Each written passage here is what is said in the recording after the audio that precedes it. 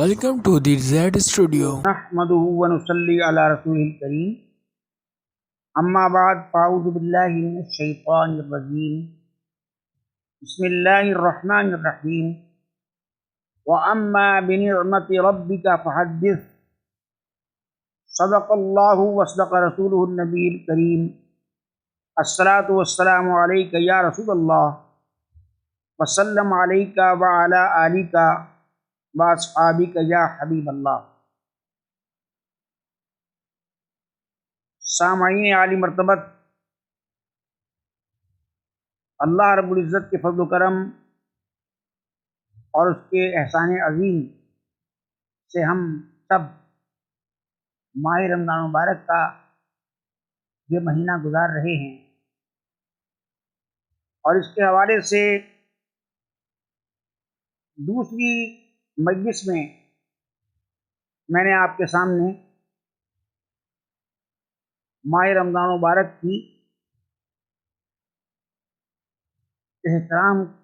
اور اس کے متعلق کچھ بات درج کی تھی۔ اس کے بعد میری طبیعت شدید خراب ہو گئی، جس کی وجہ سے تھوڑا سا تعطل رہا۔ زی اسٹوڈیو قابل مبارکباد ہے کہ اس نے بالترتیب ماہ رمضان مبارک کے حوالے سے گفتگو کرنے کا اور آپ تک پہنچانے کا اہتمام کیا ہے۔ تو آج ماہ رمضان مبارک کی فضیلت کے حوالے سے میں کچھ گزارشات پیش کروں گا۔ ماہ رمضان مبارک کی فضیلتوں کو علماء نے بے شمار انداز میں بیان کیا ہے اور کتابوں میں تحریر فرمایا ہے،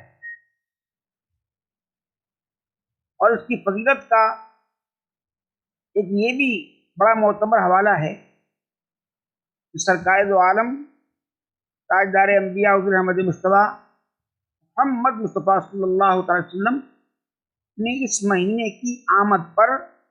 صحابہ اکرام کو مبارکباد دی، اور اسی سنت پر عمل کرتے ہوئے تمام اہل ایمان اس کا چاند دیکھنے پر ایک دوسرے کو مبارکباد دیتے ہیں، خوشی کا اظہار کرتے ہیں، اللہ کی بارگاہ میں اظہار تشکر کرتے ہیں۔ تو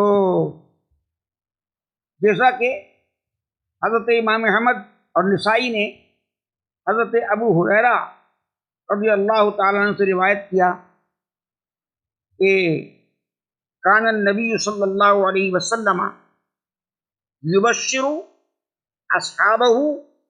یقول قد جاءکم شہر رمضان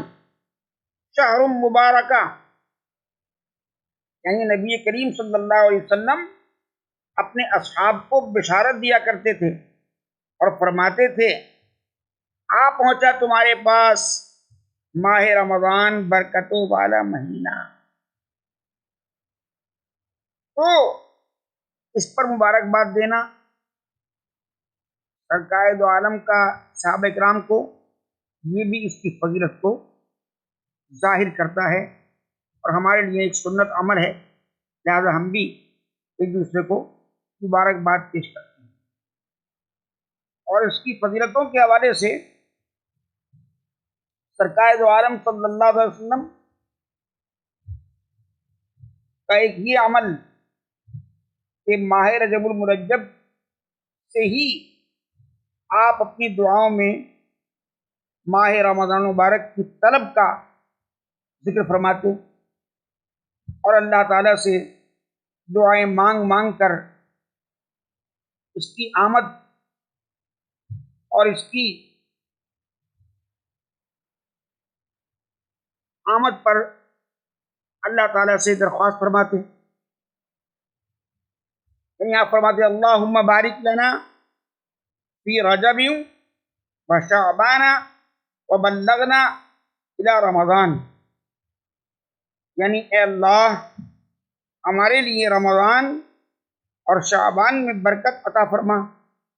اور ہم کو ماہ رمضان تک پہنچا دے۔ ماہ رمضان مبارک کی فضیلت سرکار دو عالم صلی اللہ تعالیٰ علیہ وسلم کے اس خطبے سے بھی آیا ہے کہ جو ماہ شعبان کے آخری دن آپ نے ارشاد فرمایا، جو مشکات شریف اور دیگر کتب احادیث میں نقل کیا گیا ہے۔ سرکار دو عالم صلی اللہ تعالیٰ علیہ وسلم نے اس کو ماہ عظیم اور برکت والا مہینہ قرار دیا۔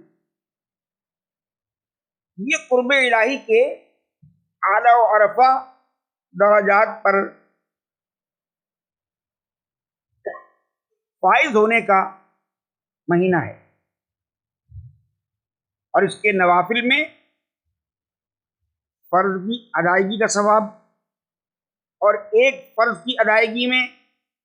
70 فریضوں کا اجر، اور پھر یہ نماز کے ساتھ خاص نہیں ہے کہ اگر ہم نفل نماز پڑھیں گے تو فرض کا ثواب ملے گا، فرض نماز پڑھیں گے تو 70 فرض نماز پڑھنے کا ثواب ملے گا، بلکہ ہر وہ عمل جسے نفلی نیکی کہا جاتا ہے اگر ہم ادا کریں گے تو ماہ رمضان مبارک کی برکت کے صدقے اللہ تعالیٰ اس نفلی نیکی کو فرض کا درجہ ہمارے نامہ اعمال میں تحریر فرما دے گا۔ اور اگر کوئی فرض عمل ہم کریں گے تو اس کی ادائیگی پر 70 فریضوں کے اجر کو ہمارے نامہ اعمال میں لکھ دیا جائے گا۔ نماز، روزہ، صدقہ، ذکر، احسان، تلاوت قرآن پاک، یہ عبادات میرے آقا سے بڑھ کر کون کر سکتا ہے؟ میرے آقا سے زیادہ بہتر طریقے سے کون کر سکتا ہے؟ لیکن آپ ہر وقت ہی اللہ کی یاد میں مصروف رہتے، لیکن جب ماہ رمضان مبارک کی آمد ہوتی تو اور مہینوں سے زیادہ آپ عبادات میں مشغول رہتے۔ اب آپ ذرا سوچئے کہ نبیوں کا تاجدار ہو کر، انبیاء اولو العزم کا سردار ہو کر عبادت الہیہ میں مشغول رہنا اور مہینوں کی بنسبت ماہ رمضان میں زیادہ مشغول رہنا،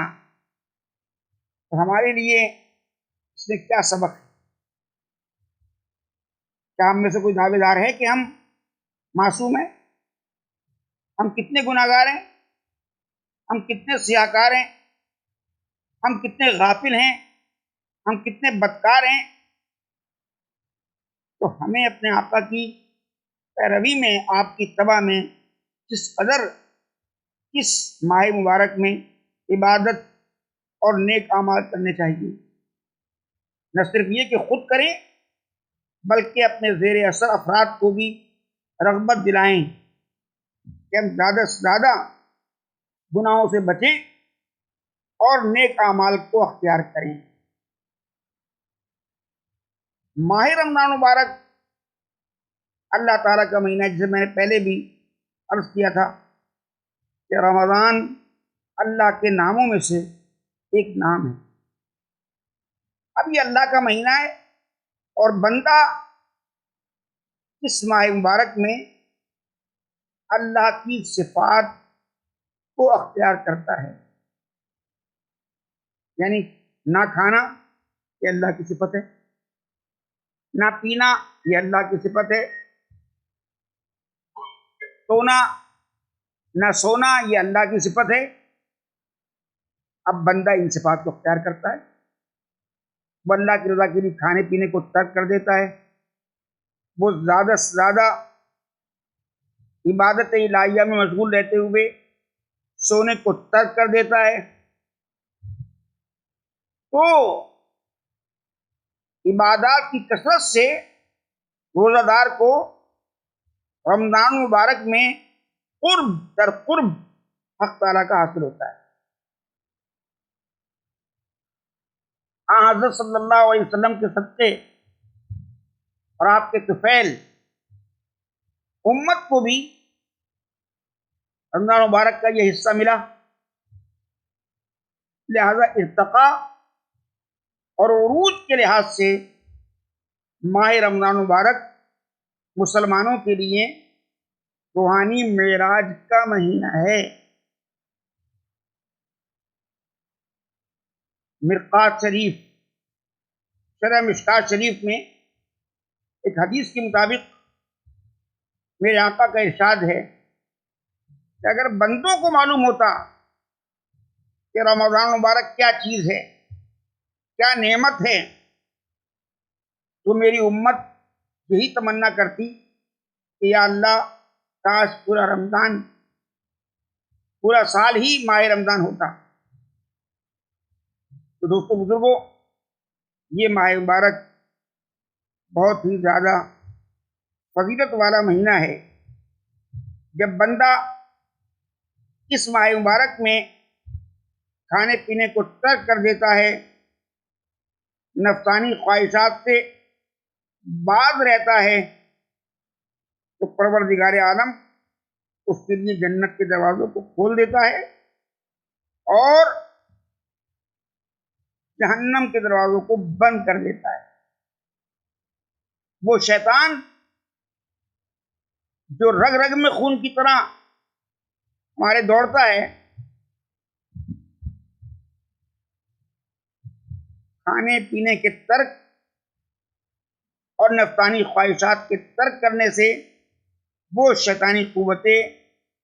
بالکل مردہ ہو جاتی ہیں اور ہر طرف سے خیر و برکت کی بارش ہوتی ہے۔ یہ مہینہ ایسی شان والا مہینہ ہے کہ اس کی آمد پر مبارکباد دی جائے، خوشی اور مسرت کا اظہار کیا جائے اور زیادہ سے زیادہ نیک اعمال کو اختیار کر کے اللہ کی بارگاہ میں توبہ و استغفار کی جائے۔ اللہ تبارک و تعالی ہم سب کی خطائیں معاف فرمائے اور ہمیں زیادہ سے زیادہ اس ماہ مبارک کی برکتوں سے فیض یاب ہونے کی اہلیت نصیب فرمائے۔ وآخر دعوانا ان الحمد للہ رب العالمین۔ Thank you for watching. Now subscribe and share for more videos.